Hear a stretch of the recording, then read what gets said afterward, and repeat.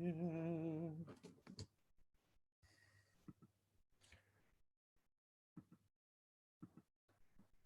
Good morning, everybody. Hello. Hello. Hello. Hello, Rosemary. Hello. Are you feeling good? Yeah, thank you. Good. How's our friend David feeling? He's okay. Excellent. We had our, we're getting some work done on our porch. So we had the contractor come over yesterday, and I could not restrain David from putting his head together with the guy over the plans. I wanted to hit him. Yeah. Please keep him healthy. I'm Well, doing my best. We're it's good to have people here on time. Wow, look at this. We get to start more on time than normal. Yeah. And we almost have a minion. And once again, we're spreading our love and Torah around the country because we have the Schwartzes with us from Missouri and Scott Volz with us from Nevada. I assume you're in Nevada, Scott, right? Yes, he's in Nevada. And Jeff Stein, who's with us. Hopefully he's feeling good too. He's joining us from Colorado. So it is. Didn't mention us. We're not out of state. You're not out of state, but Yeah, you're we are. out of your mind. We're not out of California, but we're out of state. Out of your mind. You are joining us. You know what? It's terrible because you could have been in Sedona and we wouldn't have even known. we were supposed to be there this week. This is where we start feeling people are going to be on break. They were going to be on vacation. They were going to be at Dodger games. I think there's about 5 or 6 of us right now on the line who would have liked to have been watching opening week this week, in addition to everything else. So it is not where we would like to be, needless to say. But we are right now at least studying Torah, which is where we'd like to be. Well, thanks. We already have a minion. Well, I'm Marilyn. At 9 o'clock. What? I'm Marilyn. I'm Lynn, but I'm using Marilyn's laptop. Lynn J, Reverend Lynn J. Hi, guys. We have clergy with us. And where's my beautiful picture? I don't know. You gotta. Good morning, everyone. Good morning. Good morning. You Rosemary. You should have you may have your video muted, Reverend Lynn. Well, where would I find that? Bottom edge. Little box on the top right. Top right. Top right, bottom edge. The lower left if you're on a PC. I'm on a PC and it's on top right. I'm on a lower left and I'm Mac. So some people are running it through the application, and some people are running it through their browser. And so if you're working on a browser, Oh, here goes my husband. You look for the 3 little dots is what you want to look for. Oh, you know what? Oh no, yeah, I think. No, hold it a second. Well, I'm trying something, Marilyn, Reverend Lynn. I just asked if you could put on your video. It should have come up. There. Yay! There you are. Hi! So, some people, yeah, you can mute your video, you can mute your audio on your end, or I can mute your video or audio on my end. I can do it with one. I can do it with one finger. Which one? I was. I'll let you pick. I'll let you pick, Judith. I was on a Zoom call yesterday with 4,000 people. Oh. That's a minion. That was incredible to be on a call, to be on a communication. I mean, I guess look, if you're in a room with 4,000 people, that's pretty cool. But to be on to be technically connected with people all over the country, it was actually an interesting discussion. It was Jewish nonprofits around the country trying to figure out how they're going to get through this time and trying to figure out how to make it through this crisis. And so it was convened by the Jewish federations and the JCCs. So it was an interesting call, and definitely a lot of uncertainty, charting. This is all new ground for everybody, but trying to figure out how things are going to stay open and how we can keep the Jewish community going. So it was an interesting call, and it was disconcerting, but it's not all bad. I mean, it's not all bad news, I hope. So we have about 15 people here. I want to let everybody know we're gonna have to. We usually try to go a little bit closer to 11. Unfortunately, I have a funeral today, so we're gonna break at about 10:15, 10:20 today, a little bit earlier because. And this funeral, by the way, is not. At least they haven't said it was a corona-related thing. Just so you know, there's only been one funeral as of Friday at Eden. Not even necessarily happened yet, but they had the first death confirmed at Eden from corona, and that's one of obviously 3 cemeteries in Los Angeles, Jewish cemeteries in Los Angeles. So I don't know what's gone on in the rest of for Hillside or for Mount Sinai, but that was at Friday. It was on Friday. So after 2 weeks, so some communities, some Jewish communities have already been hit very hard with losses, with deaths from corona, but this was the first one. So they were still trying to figure out at Eden what they were going to do with this. Even at the last minute, they were kind of, they were a little panicky, a little, you could see the uncertainty. Are you restricted on funerals the way we are? Yeah. So I was just going to say that. So let me tell you what we have to do. So we can't have more than 10 people up at the cemetery, at the graveside. There's no chapel service. Right. Not more than 10 people. The people have to stay in their cars until the burial. They immediately lower the casket, cover it up. When the cemetery staff goes away, then the people can come up. There are no seats. There's no coverings, no tents. Right. So God forbid if it rains, and it did kind of drizzle a little bit. Well, not, last week I had 2 services, and we were kind of lucky, but I was really worried that if it rained, there was nothing we could do because there was there were no coverings or no chairs provided. And it has to be very quick. It has to be about 15, 20 minutes. And they don't want eulogies. They want us to do our prayers, the mourner's Kaddish. Right. And then we're allowed to bring up everybody one by one to place earth, and then they have to go back. And that's pretty much it. So I don't know Reverend Lynn, what are they telling you? That's essentially what we have to do. Same thing. Yeah. And are they letting you do eulogies? No. Yeah. No, in and out. I had someone who gave last rites yesterday to someone, and she happened to have a mask left over. She was in the fire area. It was very, very tricky. So. Yeah, we're definitely a new ground here with how to help people in this. And again, it's so far that people haven't passed away from it, at least so far. But the point is that for the families, they can't have a normal. You can't have a normal service. No. Nancy, we're watching you have breakfast right now. By the way, I just want you to know that it looks Thank good. you. Thank you. We don't have to. I mean, you can mute. You don't have to. I mean, you could. No, I'm done. You can show us, My but first try exploded in the microwave, so I didn't have time to eat it before I got on. I'm just saying that's a nice. Several people don't have their mics on. Yeah, you don't have to. You can mute them. You can. I can mute them. I'll mute them if there's feedback or if people are in other conversations. Because sometimes people forget that they're wired. That's the fun thing about this is that people sometimes. I will be drinking tea also. How about a warning? How about a warning for Zoom? A warning? Yeah, yesterday my mother-in-law was in a Zoom meeting, and one of the people she was online with forgot that her video and microphone were still on, and she went to the bathroom. Oh no! Oh, I've heard stories like that. Oh, no. So just if you do have to do something, remember to turn your mic and video off. Yeah, it's really easy to do. You can press I think you can press the space bar if you're in the Zoom app.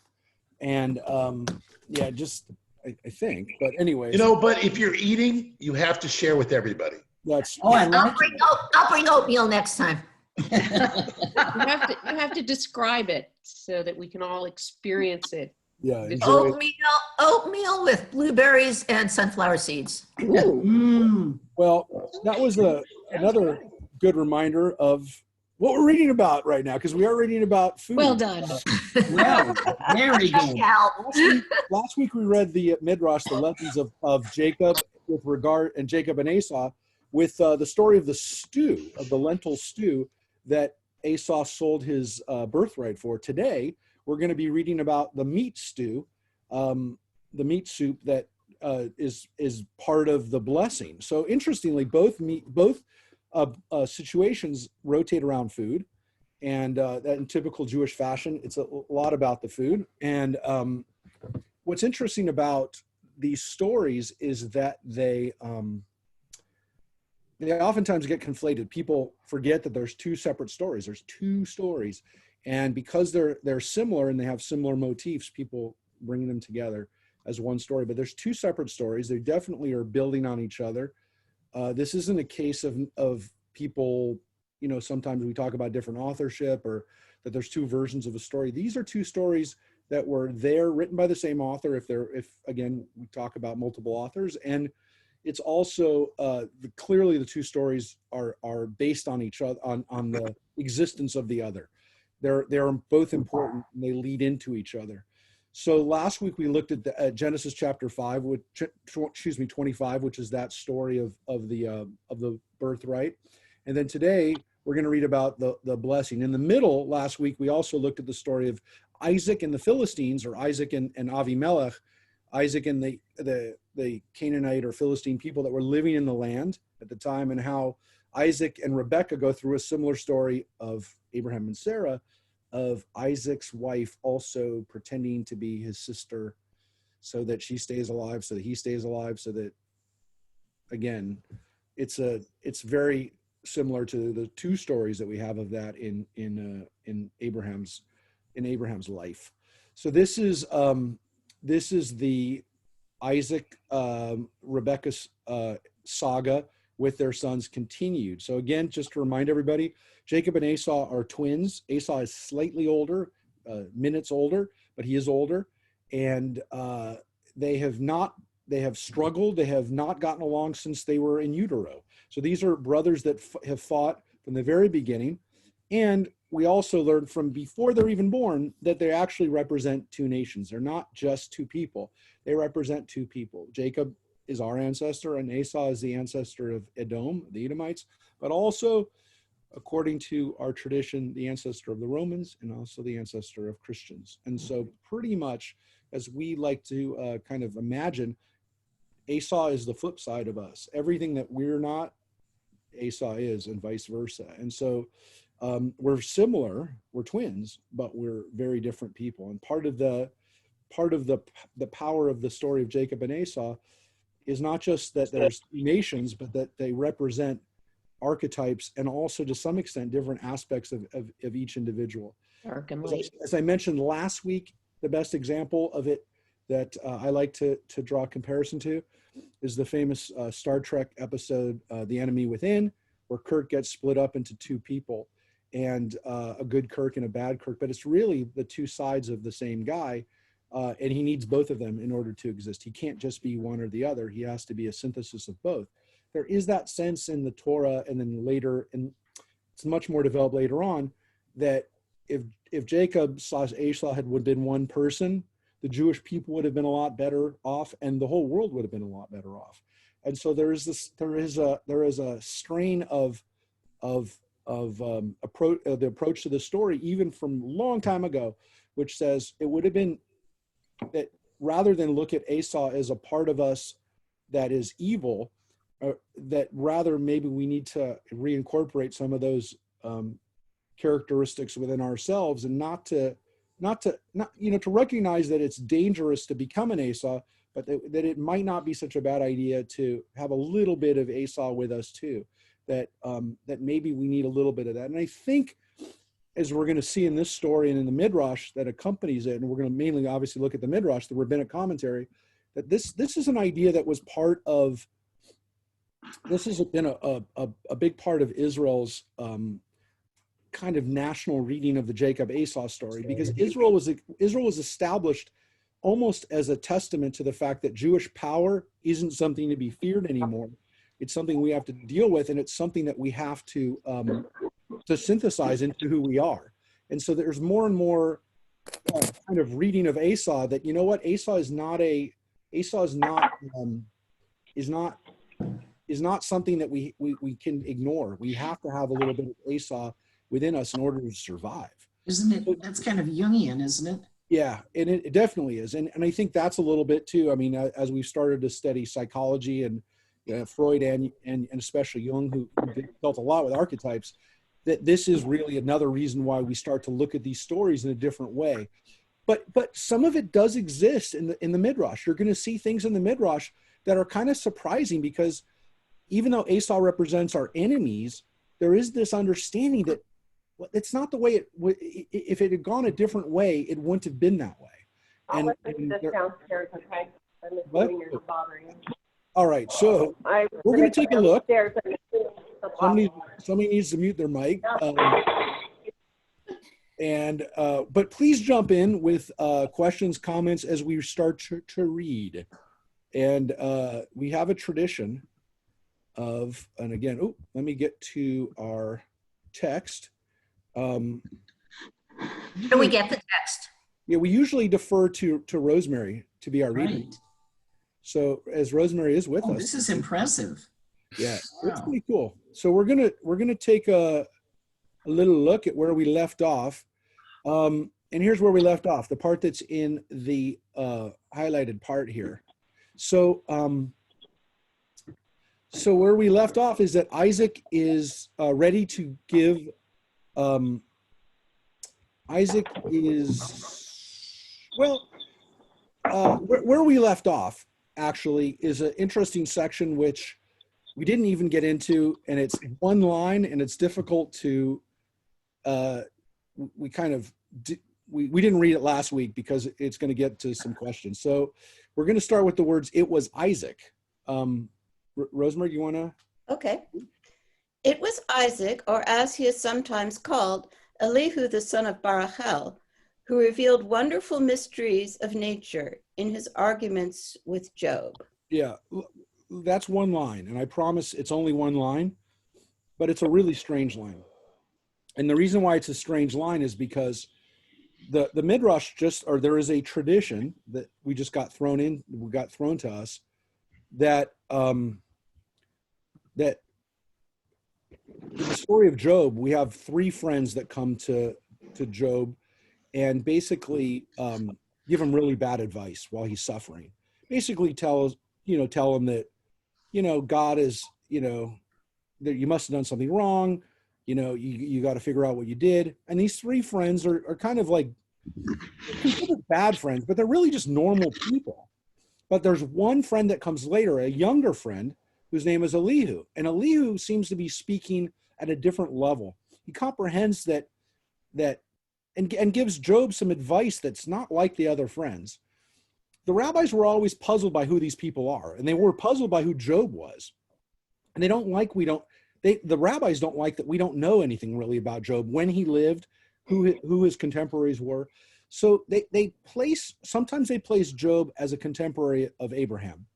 And so in this story, in the Midrash, we have the possibility that Job's other friend that actually comes and takes him and gives him some better advice is actually Isaac. Isaac is Elihu. So again, we have no basis for this in the story of Job, other than we don't know who Elihu is, even though it says he's the son of Barachel. So saying that this is a nickname for Isaac is definitely within the realm of what the Midrash can do, but it's not it's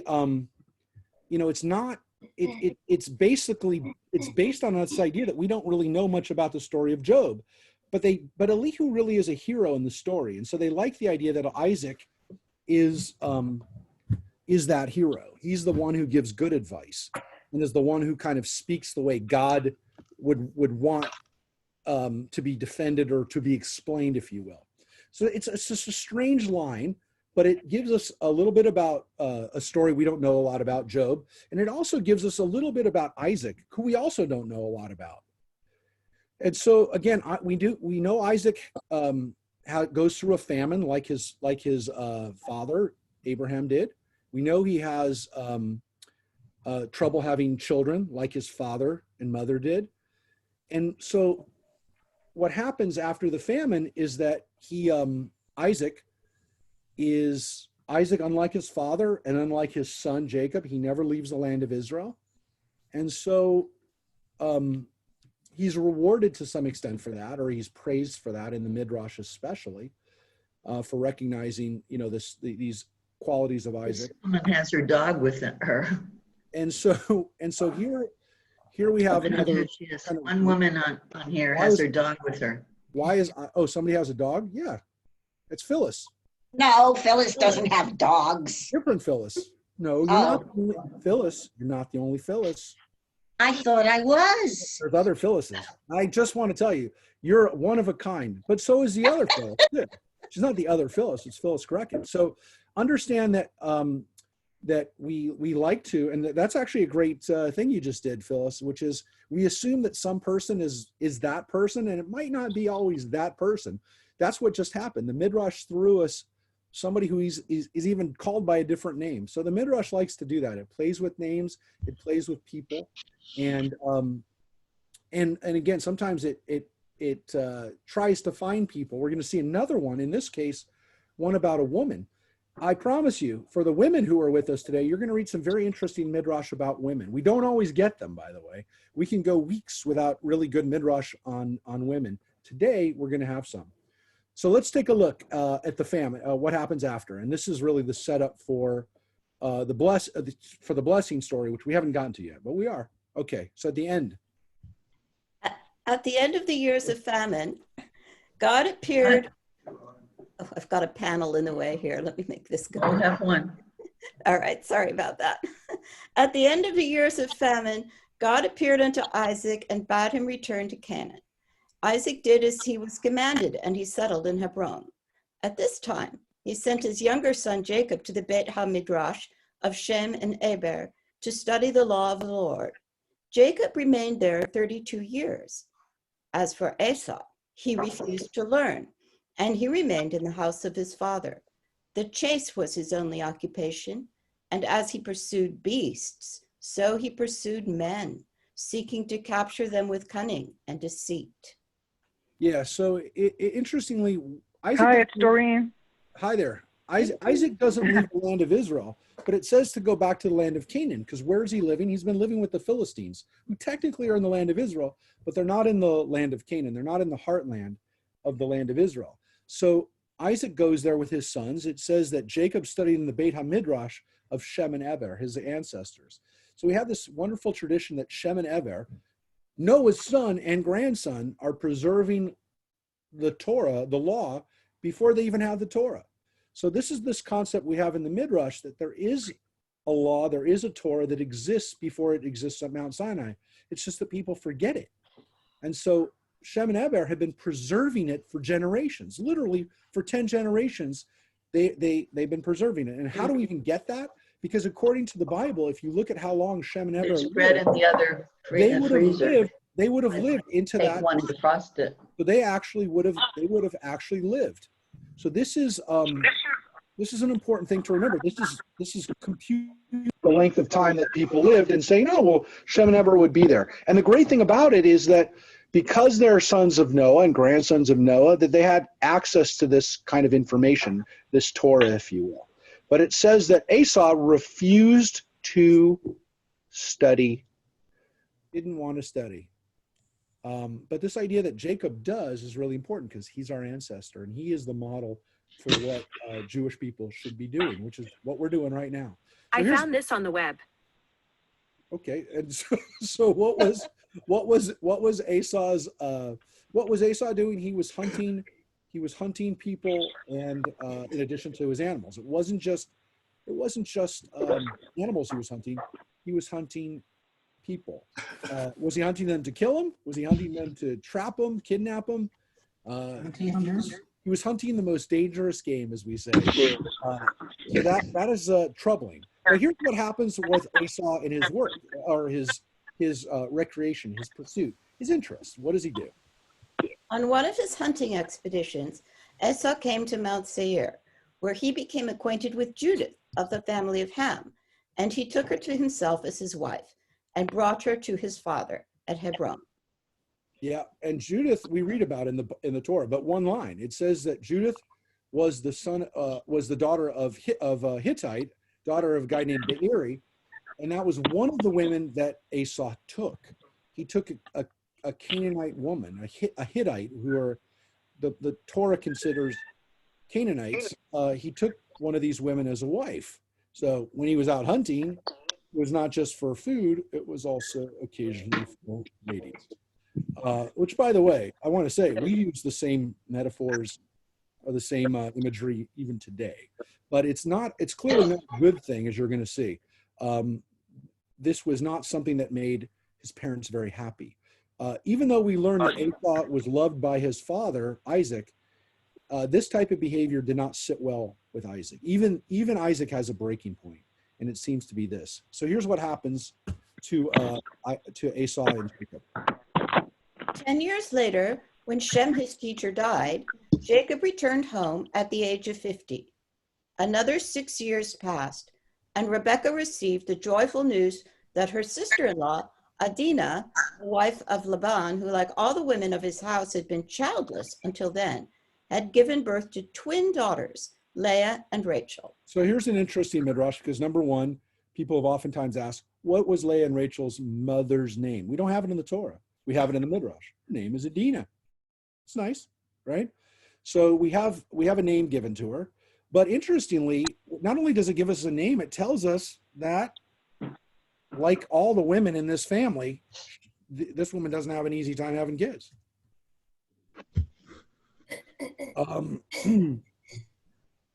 Mark, is Adina someone else that shows up somewhere else? Is that why they used her name?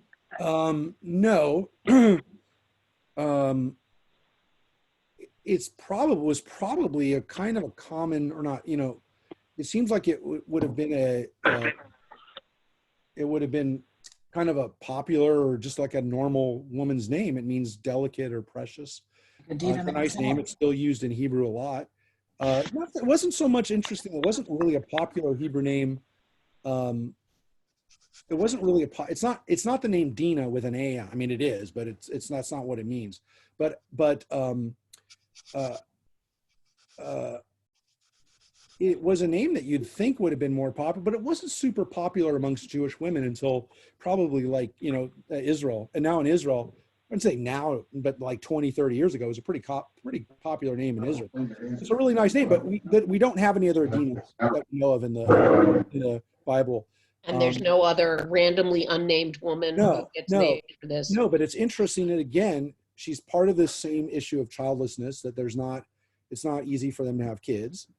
And so the news that she has kids reaches them. Now, probably reading this going, oh, this is pretty gross, because you just read that Jacob is 50 years old and that his wife was just born. Now, that's a huge age difference, even in Hollywood. That's not something we feel super comfortable about. But this idea that Jacob is pretty old when he gets married is interesting, because we know he lives, according to the Torah, he lives to be 157, but it means that he literally lives like a third of his life without children. So keep that in mind as we're reading these stories about Jacob and his family, that he's not a kid when he's dealing with these kinds of things. I don't remember ever hearing that. Including the fact that when Benjamin is born, that he's like 100 years old, 90 years old when Benjamin's born. He's a pretty old guy. So let's keep this in mind as you're reading this story, that he's not a kid when this is happening. When these stories. Mark? Yeah. Can we see each other? This is my first time. You can. We can't see each other? If you put it up in how do gallery, you do that? if you put it in gallery How do you view, do that? it all depends on how you're watching it. If you're doing it on Zoom and the app, or whether Yes. you're doing it on the I'm on Zoom. So are you on Zoom, or are you on the Safari? Hurry up, that's really loud. I'm on Zoom on the app. Do you see any pictures? Yes. Go to the top left of the pictures, where the pictures are, and there's a button that's got it's got like 9 little squares. If you hit that, you'll be able to see people. Okay. Hi, Nancy. Okay. I'm also your nerd. You guys can't see me, right? I'm on your nerd crew too tonight. this morning. All right, so let's look. Let's get Thank you. But I don't mind. I mean, please, I want you to. We're dealing with new technology here. So A nerd. let's read what happens. We're almost at the blessing. Rebecca, weary of her life on account of the woman. Oh wait, sorry. Yeah. I was there. We're off the highlight part now. Go ahead. No, it's just distracting. If it moves No, I'm done. I just want to make sure we're in the right place. Rebecca, weary of her life on account of the woman chosen by her older son, exhorted Jacob not to marry one of the daughters of Canaan, but a maiden of the family of Abraham. He assured his mother that the words of Abraham bidding him to marry no woman of the Canaanites were graven upon his memory, and for this reason he was still unmarried, though he had attained the age of 62. And Esau had been urging him for 22 years past to follow his example and wed a daughter of the people of the land in which they lived. He had heard that his uncle Laban had daughters, and he was resolved to choose one of them as his wife. Deeply moved by the words of her son, Rebekah thanked him and gave praise unto God with the words, "Blessed be the Lord God, and may his holy name be blessed forever and ever, who has given me Jacob as a pure son and a holy seed. For he is thine, and thine shall his seed be continually, and throughout all the generations forevermore. Bless him, O Lord, and place in my mouth the blessing of righteousness, that I may bless him." Read the next paragraph. And when the Spirit of the Lord came over her, she laid her hands upon the head of Jacob and gave him her maternal blessing. It ended with the words, "May the Lord of the world love you as the heart of your affectionate mother rejoices in you, and may he bless you." Wow.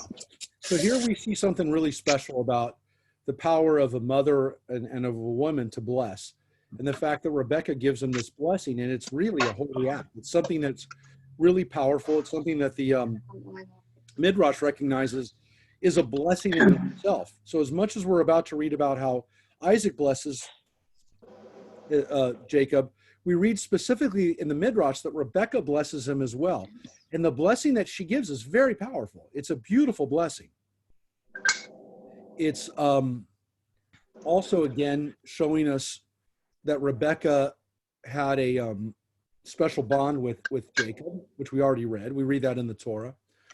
But we also know that this issue of intermarriage is a big issue for the family. And so it raises a good point. Who are they supposed to marry? Who are Jacob and Esau supposed to marry? And so it is a fair question to ask, and it's one that the Midrash asks, and basically says that that's why Jacob stayed unmarried for so long. And again, it explains why Esau was not, and why he kind of followed his natural inclinations. But this was an issue. I mean, who these people were going to marry in order not to intermarry was a legitimate issue. And so it's something that the Midrash really picks up on. It also says here in the text, in the Midrash, that Leah and Rachel are twins. Now, it doesn't say that in the Bible. But the Midrash really loves the symmetry of Rachel and Leah being twins. Because there's an interesting concept here, which is that they're very close in age themselves. And it could have been either one or the other that got married in the first place. When we read that, we're not reading it today. We'll read it next week about Jacob and Rachel and Leah. But it shows you how close it could have been. And then there's this other subtext that we have throughout the Midrash.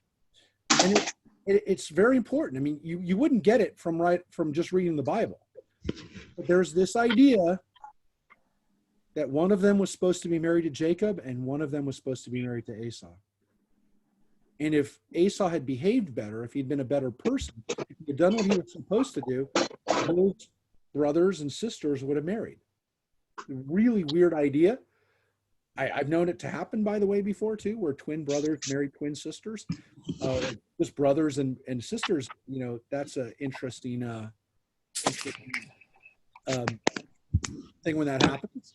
But it is a really interesting idea in the Midrash that's what happened there, was that Jacob ended up marrying both of the women, but one of them was supposed to be for one and one was supposed to be for the other. Interesting idea, right? One that you may not have thought of or heard or even imagined. So now let's read the blessing. And this is really what we're going to focus on today for the rest. And again, I apologize for the people who just joined on. I mentioned we're going to have a slightly shorter class than normal because unfortunately I have a funeral to do today. And so I apologize that we're going to be a little bit shorter, but we are going to get to this very important text today, which is Isaac and the blessing and the Midrash that accompanies us. So this story is in as we read it as part of the book of Genesis. It's Genesis chapter 27. It's a part of the Bible that some people have read before. It's very powerful in what happens in this story, and the Midrash gives us some even more kind of deep connections, but also connecting things within the Torah itself, within other parts of the Bible, as you're about to see. So let's read this. Isaac blesses Jacob. Esau's marriage with the daughters of the Canaanites was an abomination, not only in the eyes of his mother, but also in the eyes of his father. He suffered even more than Rebekah through the idolatrous practices of his daughters-in-law. It is the nature of man to oppose less resistance than woman to disagreeable circumstances. A bone is not harmed by a collision that would shiver an earthen pot in pieces.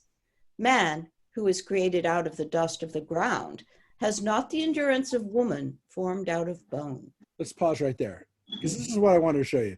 This is really a very interesting midrash about women. It's about this story, but it's not really. It's about all women. It's about all women and men. And the midrash just taught us something. I hope you caught it. Well, let me just rephrase it. The midrash just said that women are stronger than men. That's what it said. Your point is? My point is that for everybody who thinks, I want to make it real clear that Jewish tradition holds that women have a strength that men don't have. Now, it's an interesting connection to other parts of the Torah, specifically how we were created, that because Eve was created out of bone, that she's stronger. Man was created out of the earth. And so because the earth isn't as strong as bone, they're not as strong. We're not as strong. We can't deal with circumstances like women can. So it's a really interesting midrash. Again, it's like a little teaching, but it's one that is, there's a basis for it, a kind of a mythic basis for it, but it's a really interesting midrash. It's one that, this idea is one that Jewish tradition seems to accept and not really have a problem with it, and frames it in this kind of this understanding that, women are they're made of material that's stronger than human beings, than men, than human beings. But let's get to, but it has to do with the way we were created. And so Isaac's inability to deal with these circumstances is not it's not necessarily because of who he is as a unique human being, because he's a man. There are texts we're about to read that Isaac also has some problems that go back to his history. So some of it's just because there's a man and a woman, and some of it is because Isaac has some stuff that he's been carrying, some baggage, if you will, some emotional baggage. Here we read. Isaac was made prematurely old by the conduct of his daughters-in-law, and he lost the sight of his eyes. Rebekah had been accustomed in the home of her childhood to the incense burnt before idols, and she could therefore bear it under her own roof tree. Unlike her, Isaac had never had any such experience while he abode with his parents, and he was stung by the smoke arising from the sacrifices offered to the idols by his daughters-in-law in his own house. Isaac's eyes had suffered earlier in life too. When he lay bound upon the altar, about to be sacrificed by his father, the angels wept and their tears fell upon his eyes, and there they remained, and weakened his sight. So here's some amazing midrash about why Isaac was the way he was. Let's take a quick look at the Torah. So let's take a look at this. So it says in the Torah, Genesis chapter 27, the way the blessing story is started, it starts. When Isaac was old and his eyes were too dim to see, he called his older son Esau and said to him, "My son," and he answered, "Hineni." We're going to get to that too, I promise. But the focus right here is just on one word, that his eyes were too dim to see. The rabbis pick up on that. Why were his eyes dim? Now we know that this is an important part of the story. I mean, this fact that he can't see is going to explain how we have this, this, how the story happens. How does Isaac not know that his sons are going to be switched out? Well, his eyes. But that's not enough for the rabbis. The rabbis want to know, why are his eyes like this? And so they give us a couple possibilities. One of them is this idea that the incense that his daughter-in-laws have been offering up is hurting him. And so what happens here? His toleration or the family's acceptance of the Canaanite women has caused his eyes to become damaged by the incense. Now, why? So the rabbis then ask the question, well, why were Rebecca's eyes not damaged? Because she grew up with it. She grew up with idolatry. So her eyes don't get hurt by the incense of the idols. But that's one possibility. But this other possibility, which is so powerful, is that Isaac's eyes are never the same after the Akedah, after his binding. Because if the angels, as we read about in the Akedah, if they weep at this scene and the tears fall into his eyes, they damage him. The point, the bigger point is that his eyes are never the same after the binding of Isaac. And this idea that Isaac is physically messed up by the Akedah is one that we've already read. We read it last week too, which is that Isaac is never physically the same. That's why he can't have children, because he is physically, not just emotionally, mentally, he's physically scarred by the experience of almost dying. This is a really interesting midrashic tendency, which is that there is a consequence to the Akedah that Isaac has to live with every day for the rest of his life. So this text that we just read, this is a possibility, but that's not all. There's another reason why his eyes aren't good. At the same time, he had brought the scourge of blindness down upon himself by his love for Esau. He justified the wicked for a bribe. The bribe of Esau's filial love and loss of vision is the punishment that follows the taking of bribes. A gift, it is said, blinds the eyes of the wise. Yep, and this is another wonderful example of how a midrash doesn't just teach us a lesson. It also brings up other parts of the Torah. So we read in Exodus. We just read a few weeks ago in Mishpatim that bribes pervert justice. Also in Ecclesiastes, we read the line, "A bribe blinds the eyes." Justice. And so that's not considered to be a good thing, by the way. In Judaism, justice is not supposed to be blind. Justice is actually supposed to be able to see. It's an interesting kind of different play on the images that we have in other cultures. But being blind means it doesn't see the truth. It doesn't see what's out in front of it. So this is another example that Isaac's eyes are blinded by his love for Esau. And so that's what it's talking about is his blindness. And it actually took on physical manifestation. But let's read this thing about blindness. Nevertheless, his blindness proved a benefit for Isaac as well as Jacob. In consequence of his physical ailments, Isaac had to keep at home, and so he was spared the pain of being pointed out by the people as the father of the wicked Esau. And again, if his power of vision had been unimpaired, he would not have blessed Jacob. As it was, God treated him as a physician treats a sick man who is forbidden to drink wine, for which, however, he has a strong desire. To placate him, the physician orders that warm water be given him in the dark, and he be told that it is wine. Yeah, let's talk about that for a second, by the way. What's going on in that Midrash? That section. He's blind, but he has no taste. Well, it's, yeah, there's some weird stuff in here. One of them is that this clearly is, it's describing some type of alcohol, treatment for alcoholism here. Mm-hmm. It's basically saying that, a doctor doesn't, if a doctor's treating somebody who wants wine and they really want wine and they can't have it, it's what you do. You give them, you make them drink, warm water in the dark.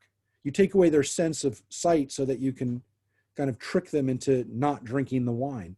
So it's basically teaching people how to wean somebody off of wine who needs it or who physically, has an addiction to it maybe. It's also getting Rebecca off the hook. Well, it's getting Rebecca off the hook. You're right. But there's an interesting thing here, which is that the Torah recognizes that Isaac loves Esau, right? He loves him. And there's a consequence to it. But they also kind of want to have Isaac not have to know everything that Esau is doing. And so what the Midrash just did is it said, because Isaac is sick and because he's blind and because he, maybe doesn't go out and doesn't really, he's not aware of what's happening, he doesn't know how bad Esau really is. Now, they also, in a very weird way, said, well, if he didn't have these problems, if he wasn't dealing with this sight impairment, he wouldn't be able to do what he needed to do, which is not something he wanted to do, which is bless Jacob. And so they kind of, in a way, say, sometimes our disabilities end up helping us, or not, if not helping us, helping history. And so this is this weird kind of, well, it wasn't good for him necessarily, but it ended up being good for everybody else. And it's a weird rationale and kind of, it's a weird rationalization of why Isaac's dealing with this, but it is a lesson. And I think it's an interesting lesson for us, which is how do people make sense sometimes of challenges and disabilities, is they say, yeah, but if it wasn't for this, then I wouldn't have been able to do that, and that's what the Midrash just did. It just did that. I am sure people are going to do that with this situation we're in right now. That if it wasn't for the fact that we were doing this or confined or doing these guys, then we wouldn't have done this. And people do that. I mean, we do that, every day with or without this situation. But the Midrash just did it. And again, a couple of weird things in that, which I, again, the Midrash just taught us a little bit about how they treated alcoholism. Really, in a little kind of offhand throwaway, just told us that it was an issue and that they did try to treat it. And sometimes they did it by tricking people. All right, so let's read what happens when Esau is called. When Isaac reached the age of 123 and was thus approaching the years attained by his mother, he began to meditate upon his end. It is proper that a man should prepare for death when he comes close to the age at which either of his parents As passed away. Rosemary's Voice. Yeah. Isaac reflected that he did not know whether the age allotted to him was his mother's or his father's, and he therefore resolved to bestow his blessing upon his older son Esau before death should overtake him. He summoned Esau and he said, Pause right there. I just want to remind people of what we just read in this first section. Again, not necessarily about Isaac in particular. We do know that Isaac, according to the Bible, lives to be 180 years old. And so the Midrash is asking a question here. Why is he giving away deathbed blessings not at his deathbed? I mean, this is 60 years before he's going to die. And so it gives us a really interesting lesson here, which is we know his mother lives to be 127. Sarah lives to be 127. His father lives to be 175. But he doesn't know how he's good. You know, how long does he live? Does he consider his father's genes or his mother's genes? And this is an interesting question, and it's one that I think is really, really powerful. It is a normal thing for people to think. I mean, I just had a conversation. I don't know if the person's on the line right now, and I wouldn't embarrass them anyways. But I literally just had a discussion with somebody about this, just in the last few days. And I will tell you, because it's me, and I have no issue sometimes divulging my own feelings. When my mother, unfortunately, blessed memory, died 2 years ago, I started really doing a lot of computations in my head, because my mom was only 21 years older than me, and 22 years older. And so I did start thinking about that. And it's normal. The Midrash is telling us that's a normal thing to do, to consider when you are looking at your lifespan or thinking about it, which we do. What do? We look at our parents and say, how long do they live? And by the way, that's what actuarial tables do as well. That's why they ask you those questions when you're getting life insurance.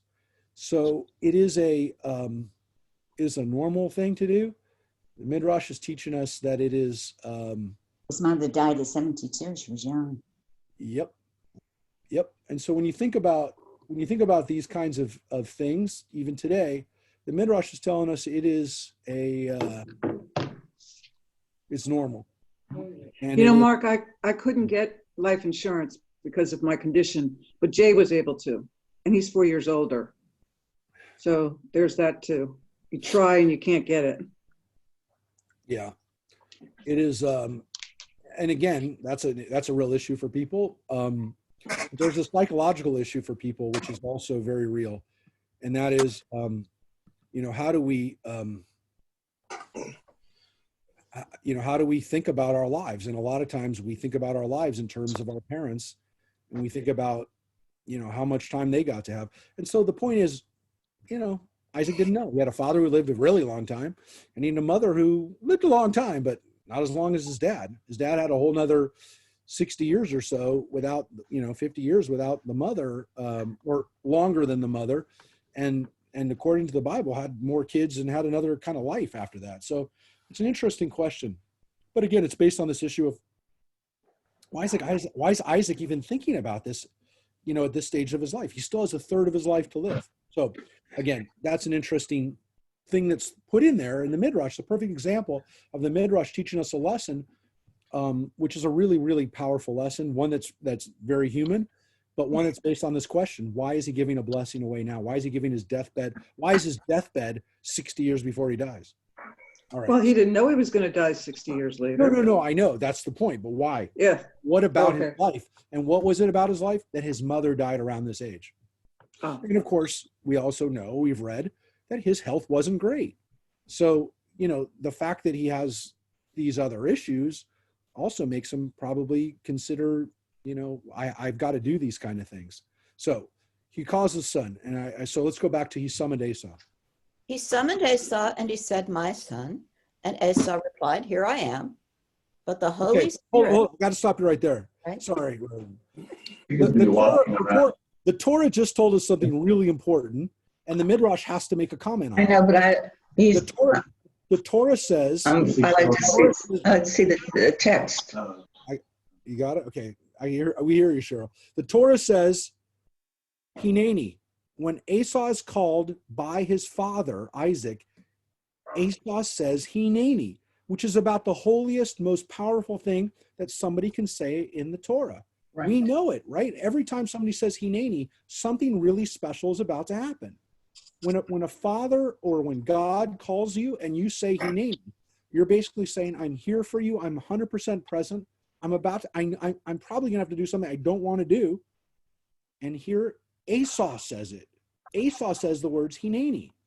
Now the Torah the Torah says that, and the Midrash now has to make sense of how a guy who they don't like says the holiest thing that a person can say. So here's what they're going to say. Yeah. Esau replied, "Here am I." But the Holy Spirit interposed, "Though he disguises his voice and makes it sound sweet, put no confidence in him. There are 7 abominations in his heart. He will destroy 7 holy places: the tabernacle, the sanctuaries at Gilgal, Shiloh, Nob, and Gibeon, and the first and the second temple." Yeah. Now, this is a crazy line because Esau didn't do any of these things, but the enemies of the Jewish people did. And so here they're saying Esau's descendants are going to do all these horrible things. They're going to do terrible things to the Jewish people. They're going to destroy our holiest places. And because of that, that is inside Esau, that those horrible things, those inclinations and those tendencies are in Esau himself. And so because of that, Esau is don't be deceived by his words here. He's a bad seed. He's going to give birth to bad seeds, and these things are inside him already. And so don't be confused by Esau. So here's a tradition that Esau is really not a good person. Even when he's doing something good, he's not a good person. And so this is part of the tradition we have about Esau. One of the traditions we have about Esau is he cannot possibly do anything good. Even when he's saying something good, he doesn't mean it. And that you shouldn't be confused by it. It's not this idea that, yeah, people can do good things and bad things. It's that think about what this guy's going to be responsible for. And it's interesting to me that the Holy Spirit understands all this, can see through his sweet words. Yep. And so Esau is even when he's saying the best thing possible, which is Hineni, he doesn't mean it. He's not capable of really meaning it. So this is something you have to remember. This is now the legacy of Esau, is that this is all within him. So the Midrash goes even further. Gently though Esau continued to speak to his father, he yet longed for his end to come. But Isaac was... Well, hold it. That's what you just understood, is what we just heard. Esau wants his father to die. So that's really, again, a horrible, it doesn't say that in the Torah at all. But the Midrash has this idea that Esau's just waiting for his dad to die. But Isaac was stricken with spiritual as well as physical blindness. The Holy Spirit deserted him, and he could not discern the wickedness of his older son.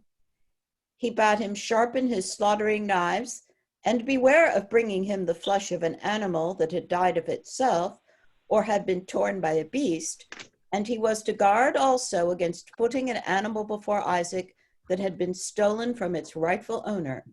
Then, continued Isaac, will I bless him who is worthy of being blessed. Yep. So Jacob knows how to keep kosher, keeps kosher, assumedly. Not Esau. Esau will eat anything. He'll bring meat from anything, and unfortunately, he'll even give his father, who's trying to keep kosher, he'll give him food that's not kosher. So this is I was going to show that this is another problem with Esau, is that he's even willing to give his father non-kosher meat. And this is all based on one line, and I'll just read it rather than go right back to the Torah for 1 second. It says, "Prepare for me a dish that I like." And what the Midrash is saying when it says, "Prepare for me a dish as I like kosher food, son. I know you don't eat kosher, but I like kosher food. Bring me kosher food." And it's not bring me a pastrami sandwich from Nate Now's, which, by the way, is now closed, unfortunately. It did. Nate Now's closed last week for good. He's actually saying to him, I want kosher food, and don't steal it either. It's not just that you killed it in a kosher way, but that you didn't steal it from somebody else, which is a recognition of what type of behavior Esau would engage in. And so this is, more, the Midrash is building, more of a case for how bad of a guy Esau is. But the problem is even if he's hunting, this is the issue that the rabbis are pointing out. Hunting is not kosher. Hunting an animal renders that animal unkosher. So just keep that in mind as we're reading this story. Make sure you get more stuff, not just milk. All right, don't just get milk. Is he going out hunting or is he getting no? So, anyways, here's the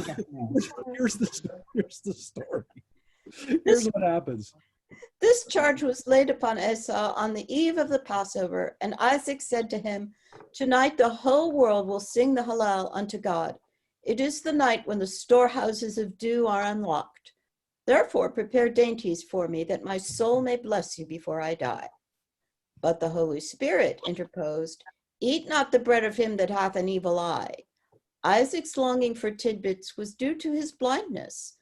As the sightless cannot behold the food they eat, they do not enjoy it with full relish, and their appetite must be tempted with particularly palatable morsels. Yep. So here's a wonderful midrash that's very relevant to us at this time of year. It says that this incident that we're reading right now, happens next week, the eve of Pesach. It's a wonderful midrash that just made it, what a coincidence that we're studying this right now. Well, actually, next week we would have been right now if we'd read it next week. Does anyone want to guess why the midrash is that this happened on Passover? Anybody? The blessing. The blessing that Isaac is going to give to, well, he thinks he's going to give it to Esau, but he isn't. He's going to give it to Jacob. But let's look at it real quick because I want you to see it with your own eyes. Why do we have this? The blessing. Let's look at the blessing just real quick. When he gives him the blessing, he says, "May God give you the dew of the heaven and the fat of the earth, abundance of new grain and wine." And I'll read you the rest since it's here. "Let people serve you and nations bow to you. Be master over your brothers and let your mother's sons bow to you. Cursed be they who curse you and blessed be they who bless you." That's the blessing. That's it. Those lines. Verses 28 and 29. But one of the blessings is, may the dew of the heaven. Anybody? Manna. Oh, manna. Nope. No. Passover. What do we do at Passover traditionally? We switch from praying for rain to praying for dew. Dew. That's right. Thank you, Judith. It's dew time. It is time to pray for, it's nicer in Hebrew. It's tal in Hebrew. Sounds a lot better than dew. But Due time. yeah, it's dew time. In due time. That's right. It's dew time. So because we start praying for dew on Passover, the rabbis came up with this great midrash that he's given them the prayer that we're going to do next week, that we do for dew. So that is why it is Passover time.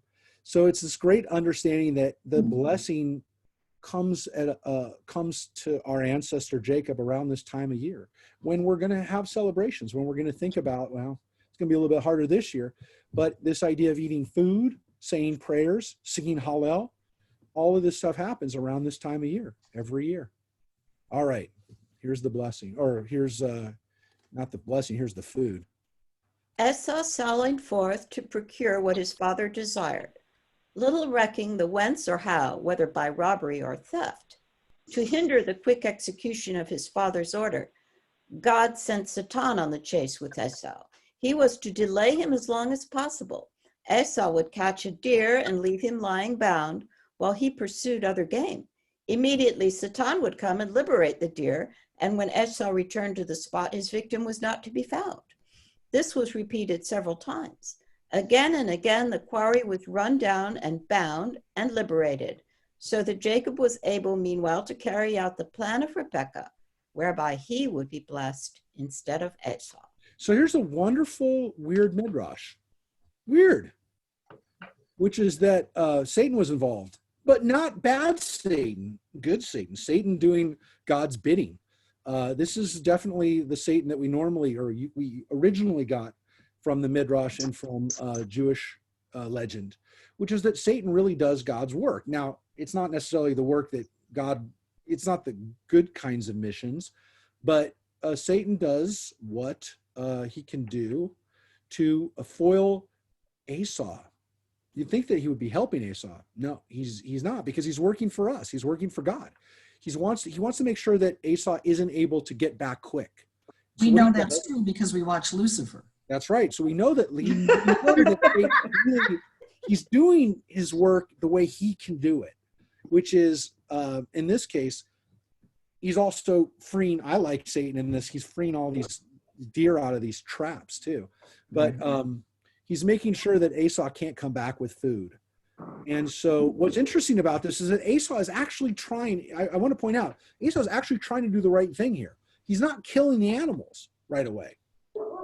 He's actually going to kill them. He's going to slaughter them in a kosher way. He's not shooting them with a bow and arrow. He's catching them, and then he's going to come back and slaughter them. Now, you can make the point, well, if he just slaughtered one and was back home, then he wouldn't have that problem. But he's maybe greedy. That's also part of who he is. But he's really good at hunting. We know that. And so God has to work in God's mysterious ways here, which is to get Satan to help out or send an angel down there to do this kind of dirty work. And again, it's all part of the plan. But here's a little part of the plan that you may never have known, that Esau was delayed, and he would have gotten the job done quick. Here we go. Though Rebekah had not heard the words that had passed between Isaac and Esau, they nevertheless were revealed to her through the Holy Spirit, and she resolved to restrain her husband from taking a false step. She was not actuated by love for Jacob, but by the wish of keeping Isaac from committing a detestable act. Rebekah said to Jacob, "This night the storehouses of dew are unlocked. It is the night during which the celestial beings chant the Hallel unto God, the night set apart for the deliverance of your children from Egypt, on which they too will sing the Hallel. Go now and prepare savory meat for your father, that he may bless you before his death. Do as I bid you. Obey me as you are wont. For you are my son, whose children, every one, will be good and God-fearing. Not one shall be graceless." Okay. Wow. That's a huge compliment to you and I, that none of us are messed up.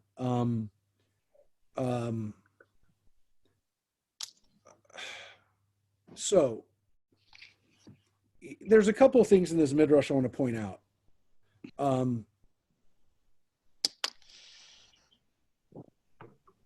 The Torah says specifically that Rebekah did hear what happened, or had been listening. Let me point that out. So the rabbis split hairs here, but they do it in a very interesting way. And again, I want to say this is another example of feminist midrash, if you will. The Torah says specifically that Rebekah had been listening as Isaac spoke to his son Esau. Now, the plain meaning of that is she heard it. How does she know what to do? How does she know how to enact this plan? Because she hears it. The rabbis point out that she sees them speaking, but she can't actually hear what they're saying. What that does is it absolves Rebekah of what happens. Because if God tells her what happens, then God is basically telling her what to do. If she's overhearing it and planning and plotting it, then it's all on her. The Midrash is actually doing something here, which is that God wants this to happen. This isn't a trick. This isn't bad behavior on Rebekah and Jacob's part. This is what's supposed to happen. God wants this to happen. And not only that, but God actually told Rebekah. It also, of course, reminds us that God most definitely speaks to women and is involved in their lives and in the lives of moving forward the story of the people. Again, we have this midrash that tells us that it's this time of year, it's Passover time, and that why is this story so important? Because it kind of is a foreshadowing of Yetziat Mitzrayim, of leaving Egypt. And so this act of what happens in a family becomes a kind of a foreshadow, a foretaste of the redemption of everybody, and that we all get these blessings because of this blessing that happened just within one family. So it's a really it's an interesting meta story about what's going on. But here's a really cool thing, which is that the angels sing the same songs that we do at Passover. And that there's a cosmic thing that's going on at Passover. It's not just eating a meal around a table. It's not just telling these stories, but it's literally like a yearly celebration of redemption and possibility. And that the angels are singing the same songs, the Hallel, the same songs that we sing. I don't know that they're singing Chad Gadya, but they're singing Hallel. They're definitely doing those songs. And again, this all gets to the in a question of like, what's the Midrash doing here? It's as Ronnie has said, it's absolving the participants who seem to be doing some creepy things. It absolves them from these problems. Yes. In spite of his great respect for his mother, Jacob refused at first to heed her command. He feared he might commit a sin, especially as he might thus bring his father's curse down on him. As it was, Isaac might still have a blessing for him after giving Esau his. But Rebekah allayed his anxieties with the words, "When Adam was cursed, the malediction fell upon his mother, the earth. And so shall I, your mother, bear the imprecation if your father curses you. Moreover, if the worst comes to the worst, I am prepared to step before your father and tell him Esau is a villain and Jacob is a righteous man." Wow. So that, by the way, implies that she hasn't done that up until now, by the way. Yeah, I just noticed that. That this is now, I'm willing to go to bat and to tell him at this point, he's wrong. He's wrong. He's been picking the wrong son all along. But what I really want to point out in this Midrash is this crazy, I don't even know what to call it, myth, if you will, I don't know, that the mother of Adam is the earth, Mother Earth. You just read that. Mm-hmm. Right? Adam's mother, human beings, or maybe men, are created from the Mother Earth.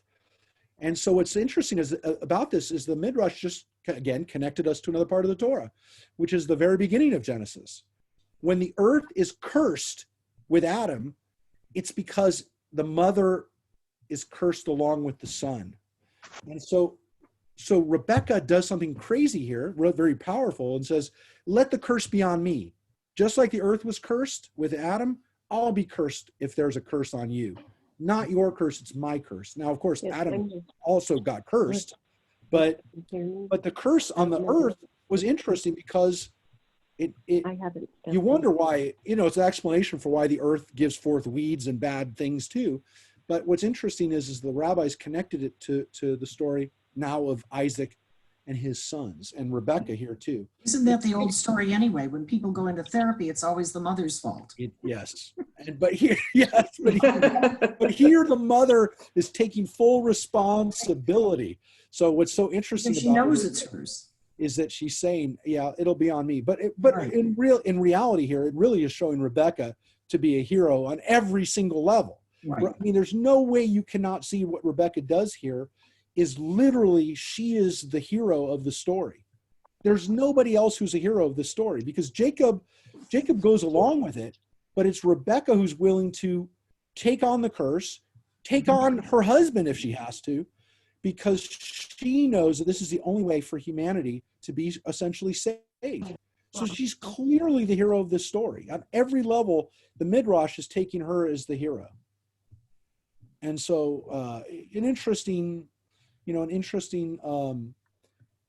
way of again, reading one of the great feminine heroes in the Bible, but really one of the great heroes in the Bible, at least by the Midrashic conception of what is a hero, does everything, speaks to God.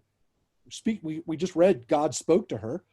She's willing to take on anybody, and she's the only one who's really willing to she's an amazing character in this Midrash. What you just read today, I mean, on every level, because think about it too. It says she was raised in a house of idolatry. And what did that do? You could say, well, that messed her up. You know, she was into idol. No, what it did is it made her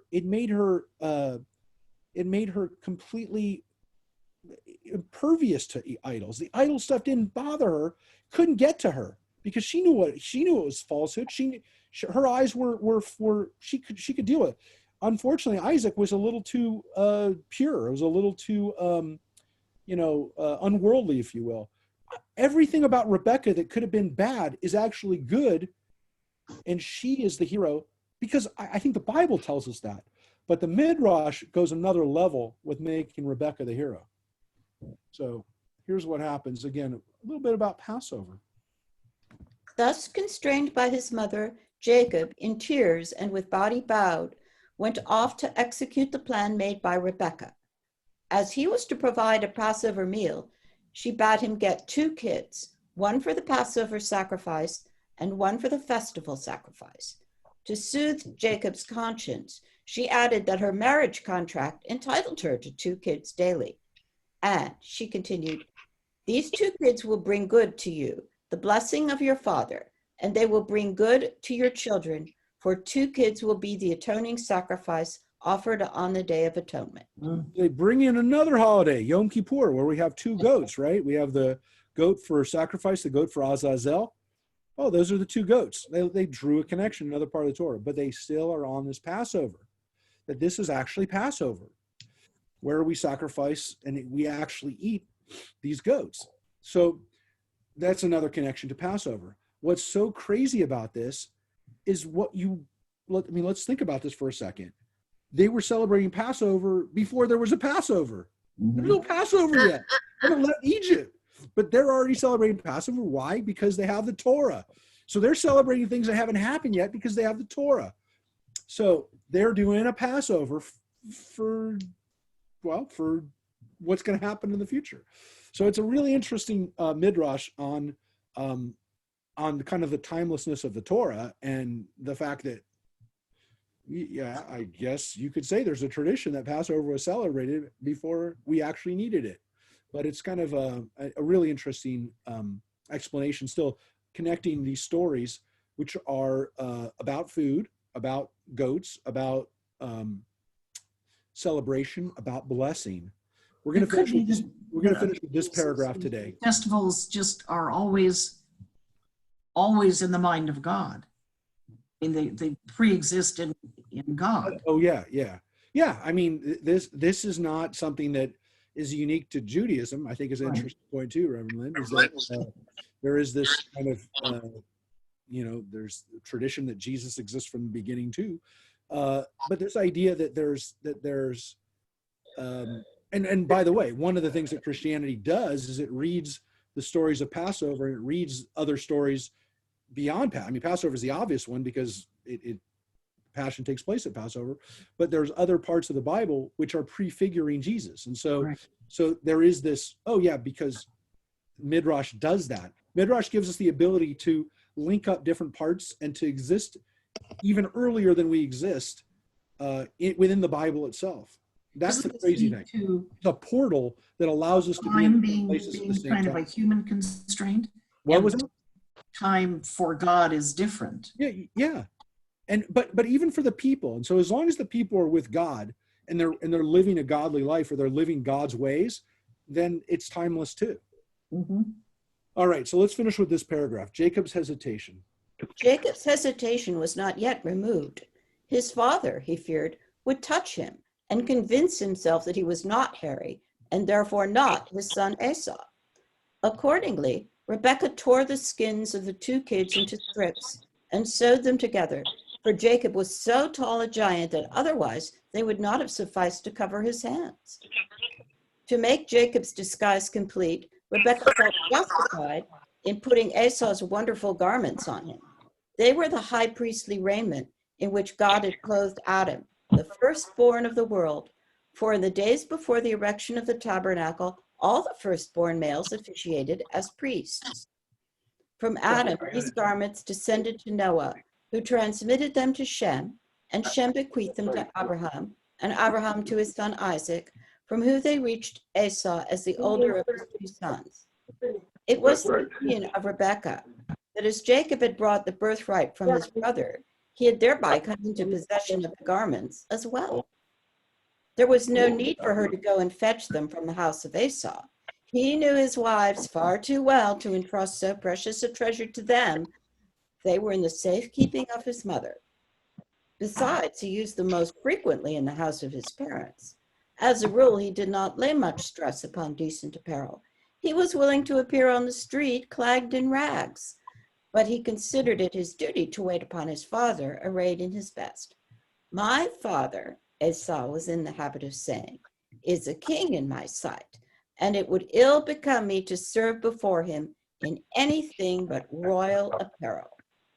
To the great respect he manifested toward his father, the descendants of Esau owe all their good fortune on earth. Thus does God reward a good deed. Okay, so we're going to finish here today. And next week, we're going to actually get the blessings. We got right up to the blessing. But here's what happens with Esau's clothes. According to this Midrash, Esau has amazing garments. This isn't just putting on Esau's clothes. That Esau's clothes are amazing. They're not the normal kind of clothing. They're the clothing that was passed on to him from his father, but then from Abraham, and then going all the way back to Adam. That this was the clothing of all clothing. And that, well, whereas Esau is not the guy who normally liked to dress up. You know, he's a hunter, he's a rough guy. He's not a guy who puts on this kind of stuff. He doesn't like getting in a suit, which would make sense because he's a hunter and that's not his thing. That when he's going to go see his father for such an important thing, that he is going to come in his best clothes. And the Midrash has him say this wonderful thing, which is, my father is a king.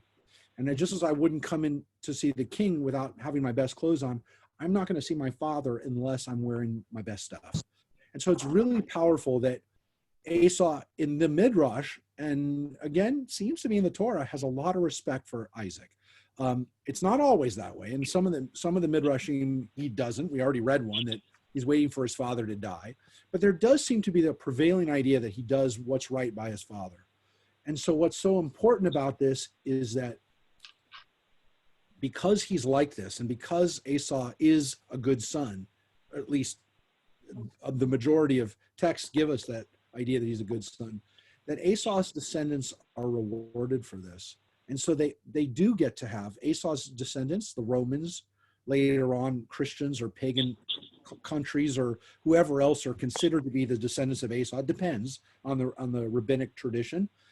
There are different traditions about who are Esau's descendants, but that his descendants get to have good things because of Esau's, at least his filial honor to his, respecting his father, understanding that his father, deserved to have everything, in a proper way.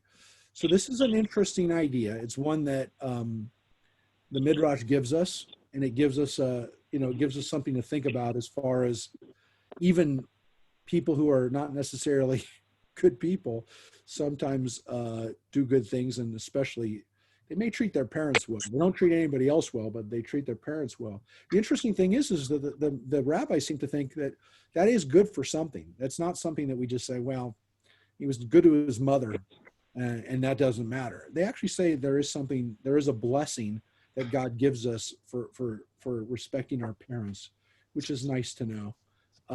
But this is part of the imagination that the rabbis had of what was this garment that Jacob puts on him. Again, it's a special garment. It's not one that he would even let his wives come near. He had it with his mom, kept it. His mom, he didn't trust anybody with the garments except for his mom. So we're going to move off there. Apologize again for having to end a little bit early. I would love to have read all of the blessing, but we will get there next week. It's actually we actually have a fairly long section still to read before we actually finish the blessing. It's actually going on. You can see all the way through here. We're going to be reading it all the way up until Jacob leaves his father's house, which is Parsha Vayetze, we'll get to that. But probably next week we'll still be reading about the blessing and about what happens after the blessing, after Jacob's blessing. So with that, I want to wish everybody healthy, stay healthy. A wish for you to continue to join us Tuesdays, but also tomorrow night for a Torah study. We're going to be looking at Leviticus, looking a little bit about Passover too in the Bible, the biblical text, and the Haftarah too, not just the Torah, but later on in the Bible. So that is as we get ready for Passover. And we're working really hard, by the way, on our Passover Seder, like super hard on our Passover Seder. We want it to be as good under the circumstances as it can be. And I don't know if we'll have the full blessing of dew and everything else, but you'll definitely be seen, and we'll do our best to bring blessings to everybody. So stay well, blessings of health and sanity to everybody. You too. Thank you, Mark. Thanks, everybody. Thanks, Mark. And thanks, everybody, for showing up. Thank you.